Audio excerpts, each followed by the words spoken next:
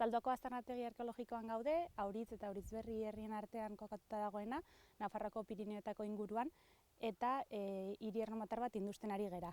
Kristondorengo lehenengo mendetik hasita, laugarren menderainoko faseak dokumentatu ditugu bertan, eta Arantzadi Zientzia Elkarteko arkeologoak Museum of London arkeologiko kideekin elkarlanean zuzentzen ari gara. Aurtengo kanpainan ari gera hirigunearen erdialdean dagoen eraikin bat industen, azkeneko 2 urtetan bezala, ikusi dugu eraikin horrek fase ugari ditula.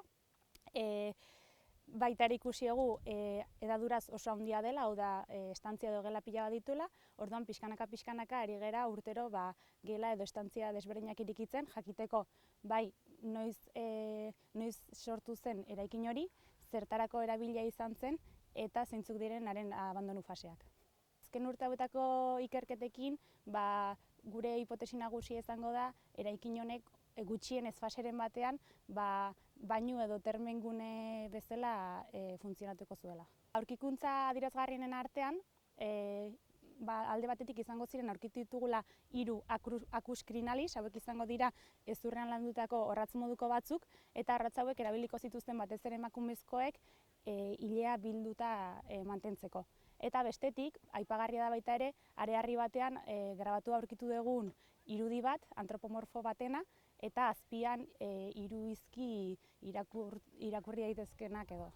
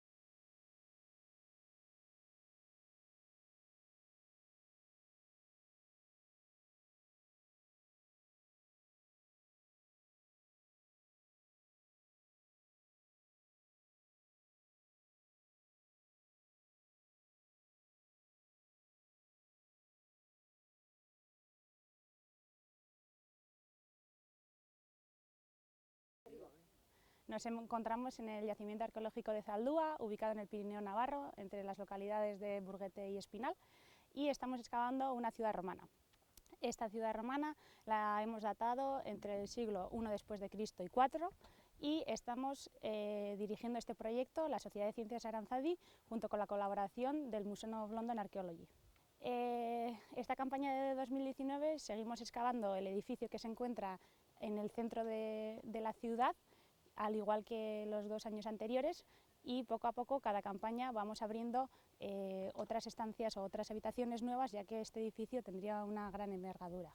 Y hemos podido constatar que, al igual que conocíamos hasta ahora, este edificio ha sufrido diferentes remodelaciones y diferentes fases, por lo que vamos poco a poco investigando cuál ha sido su uso, cuáles son sus características y por qué ha sido abandonado.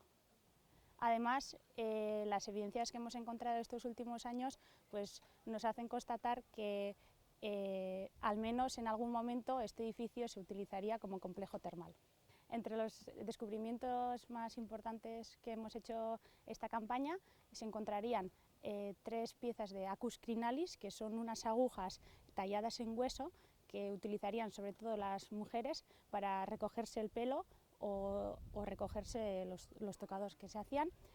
Y aparte de eso también hemos encontrado una piedra con un grabado antropomorfo, una arenisca, que debajo se han podido conservar 3 letras parcialmente.